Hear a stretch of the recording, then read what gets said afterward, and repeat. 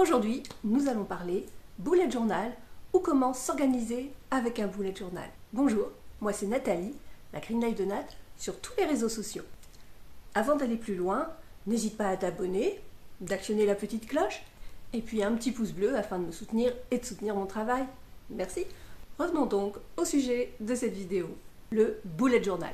En ce qui me concerne, j'ai souvent tendance à avoir plusieurs carnets. Donc l'agenda, un carnet où je note mon budget et je ne parle pas des post-it. Donc en fait l'idée du bullet journal, c'est de rassembler un petit peu tout ça.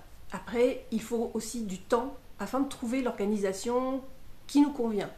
Il n'y a absolument aucune règle fixée en ce qui concerne ce bullet journal, puisque c'est vous qui le faites, qui le créez, donc il vous appartient d'en faire ce que vous voulez. Alors souvent, la question qui revient tout le temps, c'est comment faire, comment trouver le bon format, faut-il être absolument doué en dessin, est-ce qu'il faut acheter du matériel spécifique? Pour ma part, j'ai envie de vous dire, il faut tester. C'est aussi simple que ça. En ce qui me concerne, ça fait des années que je cherche le format qui me convient. Je suis revenue même aux agendas pendant quelques temps. Seulement voilà, même si on le personnalise, il nous manque des choses.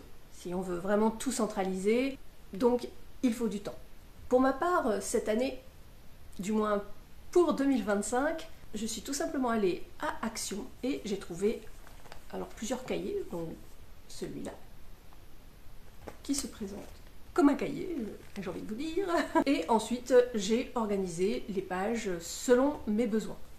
Pour l'instant, je ne l'ai pas décoré, j'ai juste préparé l'année entière. Souvent, quand on regarde les vidéos sur les spécialistes des bullet journal, ils vous proposent une décoration mois par mois.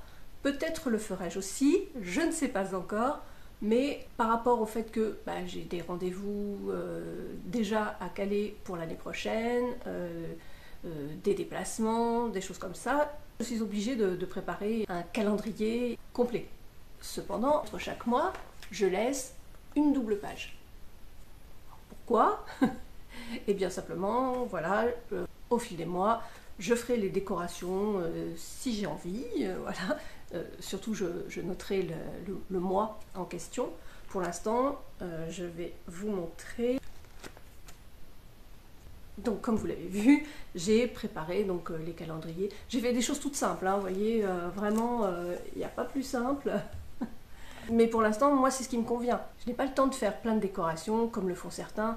Et j'avoue d'ailleurs que certains franchement font de véritables œuvres d'art. Mais bon, après, ce qui compte, c'est de s'en servir. Donc je pense que de toute façon, c'est vraiment à chacun de trouver son fonctionnement. Donc, en ce qui me concerne, à la fin de chaque mois, je me garde donc une double page à décorer, ainsi qu'une double page, comme je vous le disais, voilà. Pour mettre d'un côté les priorités, les notes et les objectifs. Ça, c'est ce que je mets à la fin de chaque mois. Et puis donc une page budget. Là cette année j'ai vraiment envie de recentraliser. Jusqu'à présent, comme je vous disais, c'était pas le cas. Enfin en tout cas ces dernières années, je ne fonctionnais pas comme ça. J'avais fonctionné déjà comme ça auparavant et au final je trouve que c'est vraiment ce qu'il y a de mieux. Donc j'ai rajouté ça pour 2025. Donc voilà, avec une section épargne, une section sortie et une section sortie, tout ce qui concerne les factures, les dépenses fixes, voilà.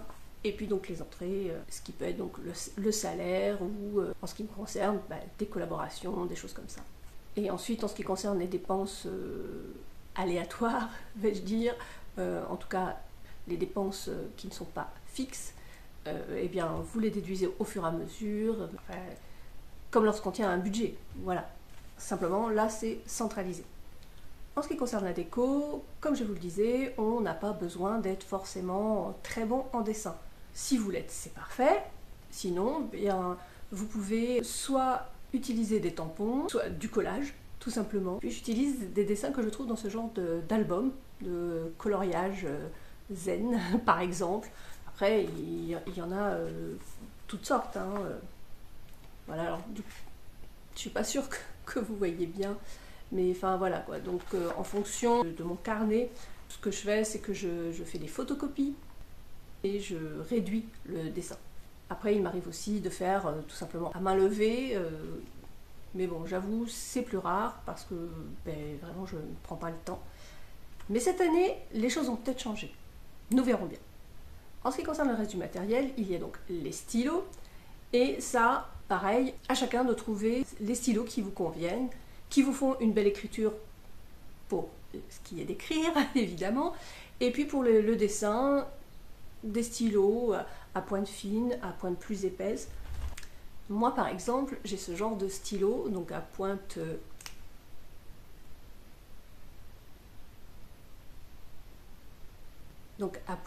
plutôt fine, mais modulable, on va dire. Ensuite, il faut une règle, voilà, et ça, je pense que vous en avez tous chez vous. Éventuellement, donc des tampons, des stickers, des photos à coller.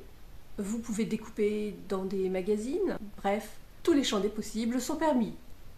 Pour revenir à l'organisation même du bullet journal, certains utilisent une double page pour une semaine. En ce qui me concerne, j'ai besoin de voir en tournant la page le mois d'un coup. C'est-à-dire, voilà ce que ça donne.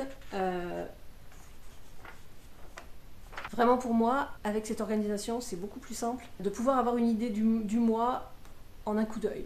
Après, à chacun de trouver son fonctionnement, voilà, j'ai trouvé le mien, mais il ne convient pas nécessairement à tout le monde. Enfin voilà, c'était donc un avant-goût de ce que peut être un bullet journal, et je pense que nous y reviendrons donc probablement au fil des mois, pour voir justement la décoration et vraiment le matériel pour le coup que j'utilise, en espérant que ça vous donne des idées.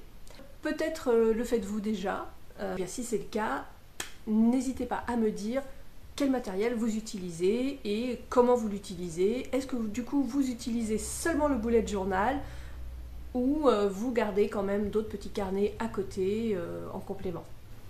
Voilà, cette vidéo est à présent terminée. Je vous remercie de l'avoir regardée. N'hésitez pas donc à vous abonner, à mettre un petit pouce bleu pour me soutenir et pour soutenir la chaîne. Et moi je vous dis à la semaine prochaine.